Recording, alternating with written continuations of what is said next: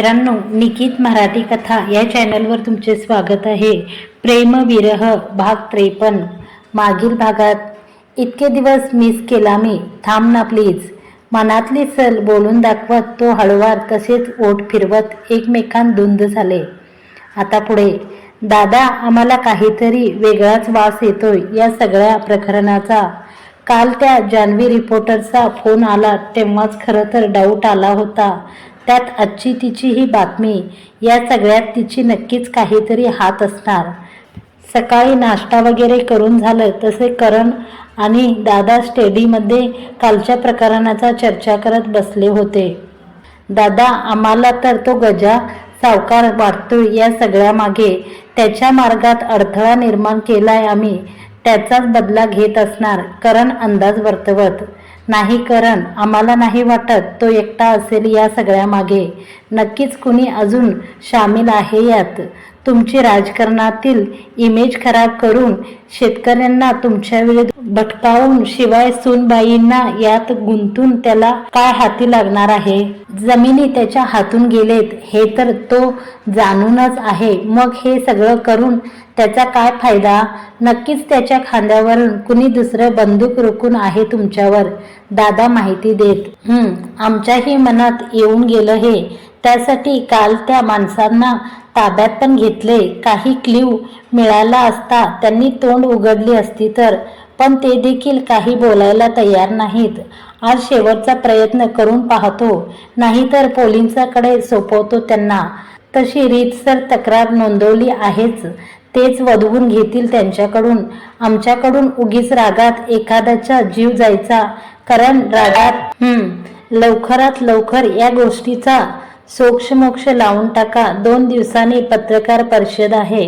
पुन्हा एकदा त्या शेतकऱ्यांशी बोलून पहा. पाहिजे तर आम्ही बोलून घेतो. त्यांनी खरं काय ते सांगितलं तर कामाचं होईल आपलं, दादा शांतपणे विचार मांडत. हो दादा, आज जाणारच आहे आम्ही.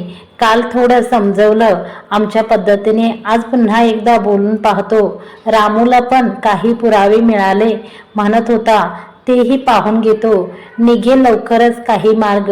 हे प्रकरण मिटवलं की पुन्हा एकदा प्रचाराच्या कामाला वेग येईल. 2-3 सभेचं आयोजन आखलंय, त्या देखील पूर्ण कराव्या लागतील. पुढच्या महिन्यात अधिवेशन आहेच. यावेळेस तुमच्यासोबत आम्हीही येऊ. बाकी तुमच्या सुनेच्या गॅस प्रोजेक्टला चांगलाच प्रतिसाद मिळतोय. रामूने सोशल साईटवर त्यांचं प्रमोशन केलं, उत्तम प्रतिसाद मिळाला सांगत होता. बाजूच्या 1-2 गावातील सरपंचांनी फोन करून चौकशी देखील केली याबद्दल, करण हसून सांगत. चांगलंच आहे तुमच्यासाठी, याचा फायदा होईलच तुम्हाला. फक्त एकाच गोष्टीसाठी थोडं वाईट वाटतं. सुनबाई एवढं मनापासून तुमच्यासाठी झटतायत, पण त्यांच्या पदरी मात्र सारखी निराशच पडते. त्यांच्या या प्रयत्नांचं कौतुक तर सोडाच, मनस्तापच जास्त झाला त्यांना. पाटीलचा पण 2दा फोन येऊन गेला. थोडा काळजीत वाटत होता. साहजिकच आहे म्हणा, लेकीला असं संकटात पाहून कुणालाही काळजी वाटणारच. हे पोलीस, मीडिया सगळं आपल्यासाठी नेहमीच आहे, पण त्यांच्यासाठी हे सगळं पचवणं जरा कठीणच आहे. म्हणून तुम्हाला जमल तर जाऊन भेटून या. सोबत सुनबाईंना देखील घेऊन जा, दादा शांतपणे सांगत. हो दादा, हे प्रकरण थोडं निवळकी येईन जाऊन. बरं दादा, आम्ही निघतो. कार्यालयात जायचं, रामू वाट पाहत असेल. संध्याकाळी बोलूया आपण. करण हातातलं काम थांबवत दादांची परमिशन घेऊन निघाला. हो आई, मी ठीक आहे. अगं फोन फुटला होता माझा, म्हणून नाही जमलं 2 दिवस बोलायला. नको काळजी करू. सकाळ सकाळी खुशी ऑफिसची तयारी करण्यासाठी रूममध्ये आली तसा आईचा फोन आला. पिंकी, काळजी वाटणारच ना. अगं काय काय दाखवतायत हे चॅनलवाले, पाहून जीव घाबरतो. साहेब कसे आहेत? खूप मनस्ताप झाला असेल ना त्यांनाही, आई काळजीने चौकशी करत. हो आई, सगळं ठीक आहे असं तरी दाखवतात ते, पण मला माहीत आहे मनस्ताप होतोय त्यांना. तरी काही सांगणार नाहीत, सगळं स्वतःच सोडवण्याचा प्रयत्न करतायत, खुशी काळजीने बोलत. आता तुझी गरज आहे त्यांना. कुणी काहीही बोलू दे, पण तुझा विश्वास आणि साथ कायम असू दे त्यांच्यासोबत. तीच त्यांची खरी ताकद आहे. आई, मी आहेच ग, पण मला जमेल ना? हे सगळं किती विचित्र आहे अगं. कुणाचा तरी जीव गेलाय. किती भयंकर आणि भीतीदायक आहे सगळं. मान्य आहे पिंकी, थोडं अवघड आहे, पण अशक्य असं काही नाहीये. तू खंबीर राहा. अशी लगेच माघारी नको फिरूस. हीच परीक्षा आहे तुझी असं समज. हो आई, माघारी नाहीच फिरणार. मलाच पटणार नाही ते. माझ्याकडून मी पूर्ण प्रयत्न करेन. आई, अगं प्रभातचा फोन येतोय मला. मी ठेवू का आता? मला ऑफिसला पण निघायचे. जमलं तर ऑफिस नंतर भेटून जाईन. बाबांना सांग काळजी नका करू. मी आणि हे दोघंही ठीक आहोत. ठेवते आता. काळजी घे. बाय. हॅलो. हां बोल रे. आईचा फोन ठेवला तसं तिने वेटिंगवर असलेला प्रभासचा फोन उचलून स्पीकरवर टाकत स्वतःची तयारी करायला घेतली. पिंकी, कशी आहेस तू? कालपासून एकही फोन का नाही केलास? मला काळजी वाटत होती तुझी. काहीच सांगायचं बोलायचं नाही ठरवलंच आहेस का तू? प्रभास थोडं नाराजीत. अरे असं काहीच नाही प्रभास. सगळं असं अनपेक्षित घडलं. मलाच कळत नव्हतं. घाबरून गेले होते मी. आजकाल पाहतोय मी पिंकी, खूपच घाबरट झालीयस तू. काल तुला पण असं पाहून विश्वासच बसत नव्हता माझा. मला खूप काळजी वाटते तुझी. तू ठीक आहेस ना? काही लागलं तर सांग मला, मी आहे. हो, मी ठीक आहे. काही नाही झालं मला. तू पण काळजी. अहो काय करताय? मी बोलतीये ना. ती पाठमोरी बॅग भरत बोलतच होती की अचानक करणने मागून पकडलं तशी ती घाबरून हळूच पुटपुटत. कट केला मी फोन. तो बेफिकरपणे. का? अहो मी बोलत होते ना. असा मध्येच कट का केला? तो काय विचार करेल? ती वैतागून त्याला पाहत. I don't care. तू पण काल कट केलास ना माझा फोन, म्हणून मी पण केला. तो तिच्या पोटाशी हात आवळत. खोटं नका सांगू, मला माहितीये तुम्ही का कट केला फोन. काल मी काळजीने फोन कट केला, पण तुम्ही मुद्दाम केलाय. काय प्रॉब्लेम आहे त्या प्रभासचा तुम्हाला काय माहीत? तिथे स्टेशनमध्ये पण वाघासारखे पाहत होतात त्याला. जणू काही शिकारच आहे तो तुमचा. ती आट्या पाडून त्याला पाहत. तो कशाला इतकी काळजी करतो मग तुझी? मी आहे ना, मी घेणार तुझी काळजी. तो का घेतो? माझी आहेस ना तू. मला नाही आवडत माझ्याशिवाय तुझी दुसरी कुणी काळजी घेतलेली. तो चिडक्या पापडसारखं कुरकुरत तिला पाहत. देवा, अहो लहान आहात का तुम्ही? कधी कधी ना अतिच करता. मला तर आर्या जास्त समजूतदार वाटते तुमच्यापेक्षा. सोडा मला. ती त्याचा हात सोडून आत जायला निघाली. आता असाच आहे मी. तुला आवडो अगर न आवडो. ती निघाली तसं तो मागून वरडत बाहेर निघाला. अहो अहो, इकडे या लवकर. ती आता क्लोसेटमध्ये गेली तसा तिचा वरडण्याचा आवाज आला. काय काय झालं? वरडली कशाला? तिच्या आवाजाने तो धावत आत येत. अहो हे बघा ना, हे सगळं कुणी ठेवलंय इथे? ती आवकपणे तोंडावर हात ठेवून समोर पाहत. समोर तिच्या कबोर्डचा पूर्ण कायापलट झाला होता. आत 20-30 साड्यांनी एकावर एक लागलेली थपी. शेजारीच इंडियन आणि वेस्टर्न वेअर ड्रेस. बाहेर आरशाजवळ रंगीबिरंगी साड्यांचा भला मोठा सेट. सगळं काही नवीन दिसत होतं. अगं त्यात वरडायला काय झालं इतकं? कपडेच तर आहेत. किती घाबरलो मी. करण वैतागून चेअरवर बसत. अहो हे माझे नाहीत, पण कोणाचे आहे हे सगळं? ती अजून पण आश्चर्याने समोर पाहत. खुशी, आता तुझ्या कबोर्डमध्ये आहे म्हणजे तुझंच असणार ना? करण तिचा चेहरा पाहत. काय माझं? हे इतकं सगळं? अहो कसं शक्य आहे? माझं कसं असेल? ती अजून पण अविश्वासाने त्याला पाहत. का शक्य नाही? मी स्वतः आणले सगळं तुझ्यासाठी. त्यात असं पाहण्यासारखं काय आहे? तो उठून तिच्याजवळ येत. तुम्ही आणलंय हे सगळं? ते पण माझ्यासाठी? ती त्याला वळून पाहत. हो, मीच आणलंय तुझ्यासाठी गिफ्ट. गिफ्ट? हे इतकं सगळं? पण कशासाठी? ती न कळून त्याला पाहत. कशासाठी म्हणजे माझ्या गुलछडीला डान्समध्ये प्राइज मिळालं, तिचं सगळ्यांनी इतकं कौतुक केलं, मग मी का मागे राहू? मी पण ठरवलं गिफ्ट घ्यायचं. तो तिच्या गालावर ओठ टेकवत, अहो गिफ्ट म्हणून पूर्ण दुकान उचलून आणले तुम्ही? आता तिथे सगळं छान होतं, त्याला मी काय करू? त्या डिझायनरला ड्रेस आणि साड्या दाखव म्हटलं तर त्यांनी पूर्ण सेक्शन फिरवलं. ही घेऊ की ती घेऊ काहीच समजत नव्हतं. मग सगळं पॅक करायला लावलं आणि बांगड्या तुला आवडतात ना म्हणून घेतल्या, पण त्यातही किती कलर होते, तुला सगळ्यात छान दिसतील असं म्हणून आणले सगळ्या. असंही या बांगड्या माझ्याही खूप कामाच्या आहेत. तू अबोला धरलंस की याच बोलतात ना माझ्याशी म्हणून घेतल्या. तुला आवडलं नाही का हे सगळं?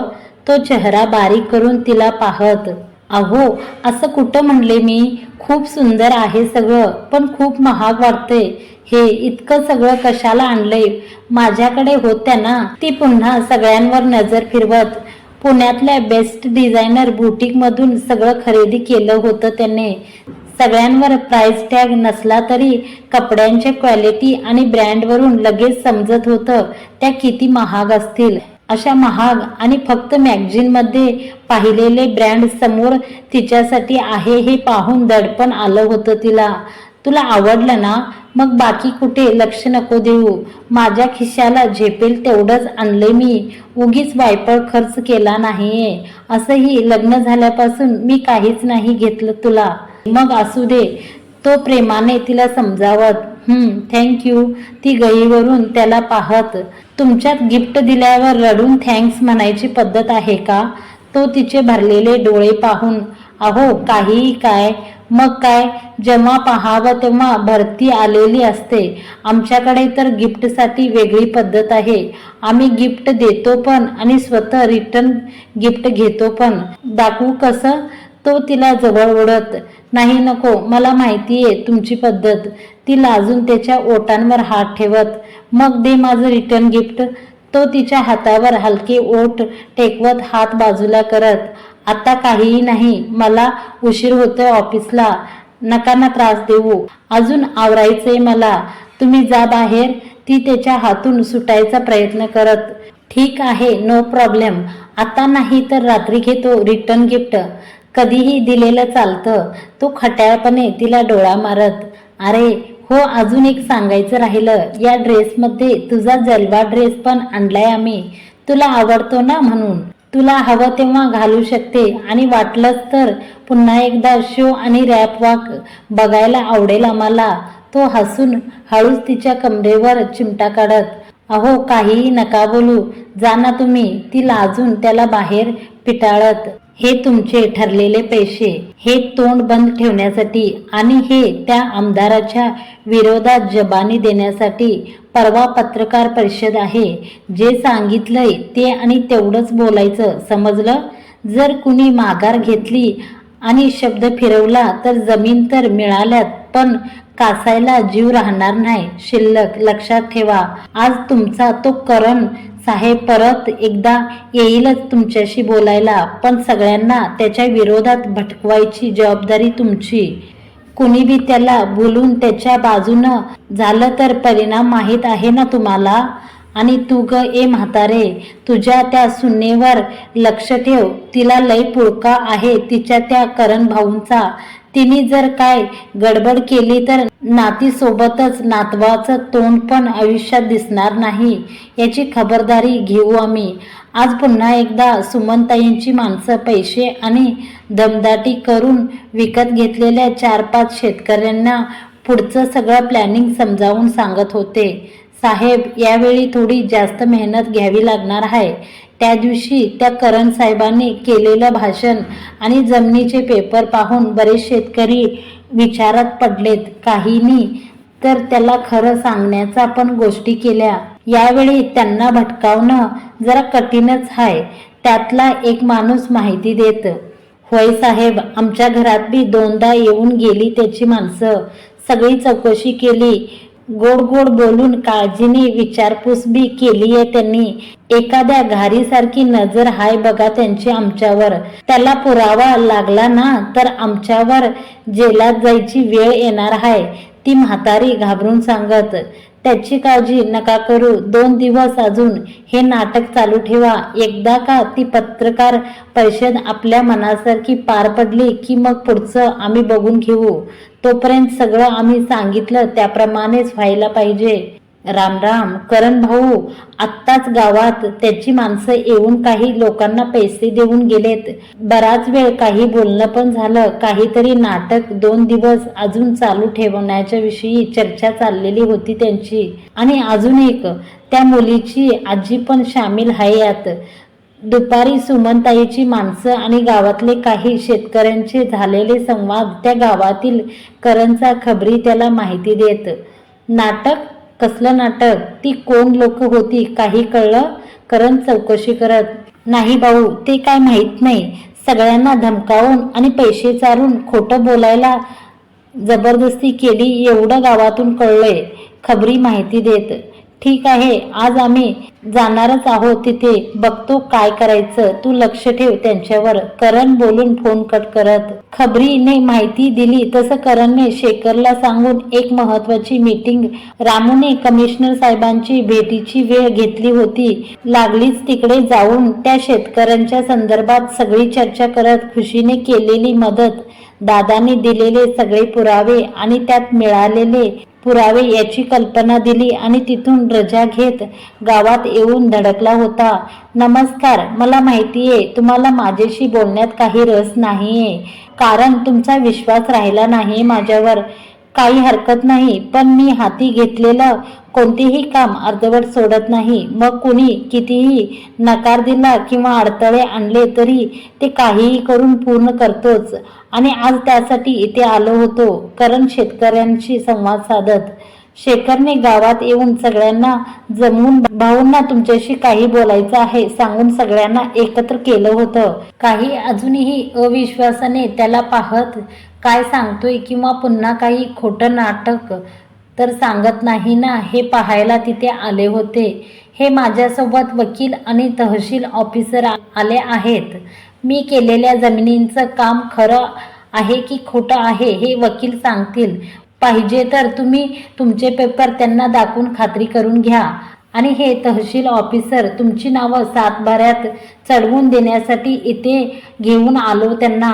हे एक काम झालं की माझं काम पूर्ण झालं. बाकी मला जास्त काही बोलायचं नाही, पण मनातली एक गोष्ट नक्की सांगेन. मला खूप अभिमान आहे शेतकऱ्यांचा. त्यांचं सगळं चांगलंच व्हावं हाच नेहमी प्रयत्न राहील माझा. तुमचा विश्वास असो किंवा नसो, अजूनही या धर्तीवर एकमेव सच्चा, मेहनती आणि प्रामाणिक असा कुणी असेल तर शेतकरी आहे.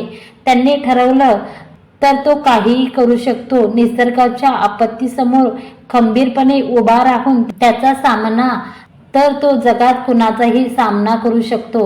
स्वतःला कमजोर आणि कमी लेखू नका. 4 पैशासाठी किंवा भीतीपोटी तुमचा स्वाभिमान, सच्चेपणा आणि प्रामाणिकपणा इतरांच्या पदरात घालू नका. नाहीतर या प्रामाणिक शेतकऱ्याचा विश्वास उडाला ना तर यापुढे मदतीला पुन्हा कोणताच करण येणार नाही. झालंय माझं बोलून. तुम्ही एवढा वेळ दिला, मला ऐकून घेतलं त्याबद्दल आभारी. येतो मी. करण हे नाराजीत बोलून सगळ्यांना पाहून हात जोडून शांतपणे निघाला. मित्रांनो, आजचा भाग तुम्हाला कसा वाटला कमेंट करून जरूर कळवा. व्हिडिओ आवडला असेल तर जरूर लाईक करायला विसरत जाऊ नका. तर लाईक करत जा सगळ्यांनी. आणि चॅनलवर तुम्ही पहिली वेळ असाल तर चॅनलला सबस्क्राईब करून घ्या आणि समोरचे बेल आयकॉन प्रेस करून ऑलवर सिलेक्ट करा. असेच नवनवीन व्हिडिओ तुम्ही पाहू शकता. धन्यवाद मंडळी.